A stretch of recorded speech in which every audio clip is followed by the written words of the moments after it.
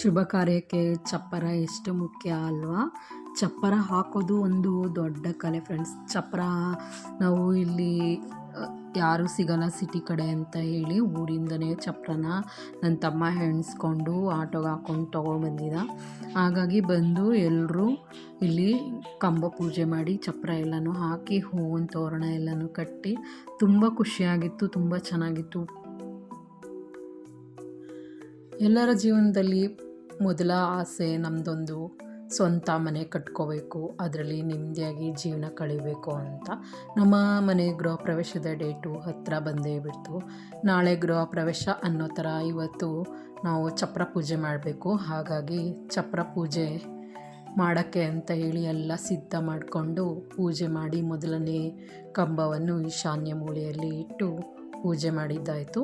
ಇಂದಿಗೆ ಗೃಹ ಪ್ರವೇಶ ಮಾಡಿ 16 ದಿನಕ್ಕೆ ನಾವು ಚಪ್ಪರವನ್ನು ಬಿಚ್ಚುತ್ತಿದ್ದೀವಿ. ಆ ಚಪ್ಪರವನ್ನು ಬಿಚ್ಚುವ ಮುಹೂರ್ತವೇ ಇಂದು ಕೊನೆ ಕಾರ್ತಿಗೆ ದಿನಕ್ಕೆ ಸರಿಯಾಗಿ ನಾವು ಚಪ್ಪರ ಹಾಕಿ 16 ದಿನವಾಯಿತು. ಚಪ್ಪರನ ತೆಗೆಯೋಕ್ಕೂ ಮುಂಚೆ ಮೊದಲು ಯಾವ ಕಂಬವನ್ನು ನೆಟ್ಟಿ ನಾವು ಪೂಜೆ ಮಾಡಿರ್ತೀವೋ ಅದೇ ಕಂಬಕ್ಕೆ ಮತ್ತೆ ಇನ್ನೊಂದು ಸರಿ ಪೂಜೆ ಮಾಡಿ ಅದಕ್ಕೆ ಹಾಲು ತುಪ್ಪವನ್ನು ಬಿಟ್ಟು ಮತ್ತು ನಾವು ಚಪ್ಪರ ಪೂಜೆಯನ್ನು ಮಾಡಿ ಅನಂತರ ಚಪ್ಪರವನ್ನು ತೆಗಿಬೇಕು. ಹಾಗಾಗಿ ನಾವು ಬೆಳಗ್ಗೆನೇ ಇವತ್ತು ಕಾರ್ತಿಕೆ ಸೋಮವಾರದ ದಿನ 16 ದಿನ ಆಗುತ್ತೆ. ಹಾಗಾಗಿ ಅಂದರೆ ಇವತ್ತಿಗೆ ನಮ್ಮ ಮನೆ ಗೃಹ ಪ್ರವೇಶ ಆಗಿ 15 ದಿನ ಆಯಿತು.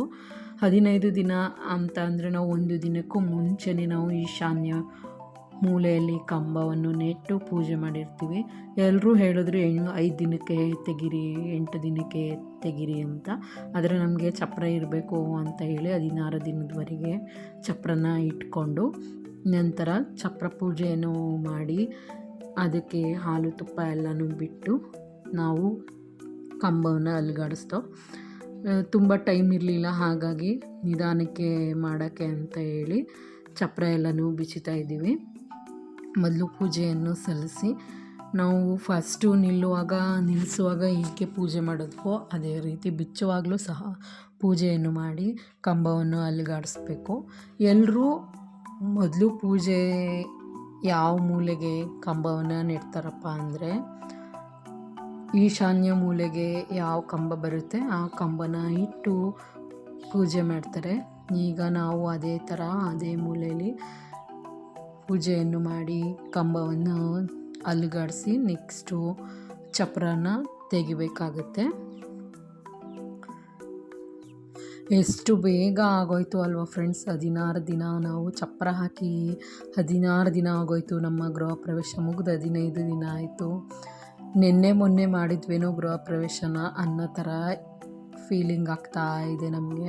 ಇದರಲ್ಲಿ ಗೃಹ ಪ್ರವೇಶ ಅನ್ನೋ 5 ಪದಗಳು ಎಷ್ಟು ಈಸಿಯಾಗಿ ಬರುತ್ತವೆ ಅಲ್ವಾ? ಈ 5 ಪದಗಳ ನಡುವೆ ಎಷ್ಟೊಂದು ಜನರ ಶ್ರಮ ಇರುತ್ತೆ ಅಂತ ಹೇಳೋಕ್ಕೂ ಸಾಧ್ಯ ಇಲ್ಲ.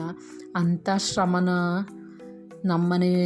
ನಮ್ಮ ಫ್ಯಾಮಿಲಿ ಜನಗಳೆಲ್ಲರೂ ಸಹ ತಗೊಂಡಿದ್ದಾರೆ.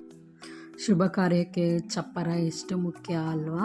ಚಪ್ಪರ ಹಾಕೋದು ಒಂದು ದೊಡ್ಡ ಕಲೆ ಫ್ರೆಂಡ್ಸ್. ಚಪ್ಪರ ನಾವು ಇಲ್ಲಿ ಯಾರೂ ಸಿಗಲ್ಲ ಸಿಟಿ ಕಡೆ ಅಂತ ಹೇಳಿ ಊರಿಂದನೇ ಚಪ್ಪರನ ನನ್ನ ತಮ್ಮ ಎಣಿಸ್ಕೊಂಡು ಆಟೋಗೆ ಹಾಕ್ಕೊಂಡು ತೊಗೊಂಡ್ಬಂದಿದ್ದ.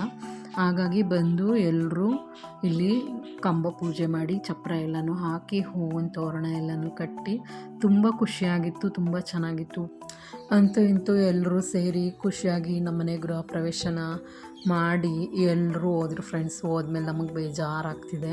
ಇವತ್ತು ಇನ್ನೂ ಚಪ್ಪರ ತೆಗಿಬೇಕು. ಚಪ್ಪರ ತೆಗೆದ್ಮೇಲಂತೂ ಬೇಕು ಅನಿಸುತ್ತೆ. ಚಪ್ಪರ ಇರೋವರೆಗೂ ಒಂಥರ ಗೃಹ ಪ್ರವೇಶದ ಕಳೆ ಇರುತ್ತೆ ನೋಡಿ. ಚಪ್ಪರ ತೆಗೆದ್ಮೇಲೆ ಗೃಹ ಪ್ರವೇಶದ ಕಳೆನೇ ಇರಲ್ಲ.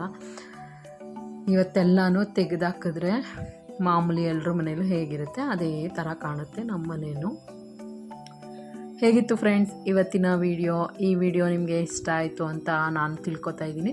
ನಿಮ್ಗೆ ಇಷ್ಟ ಆಯಿತು ಅಂತ ಅನಿಸಿದ್ರೆ ಕಮೆಂಟ್ ಮಾಡೋ ಮೂಲಕ ನಾವು ವಿಡಿಯೋಗೊಂದು ಲೈಕ್ ಮಾಡಿ. ಬಾಯ್, ಮತ್ತೆ ಸಿಗೋಣ.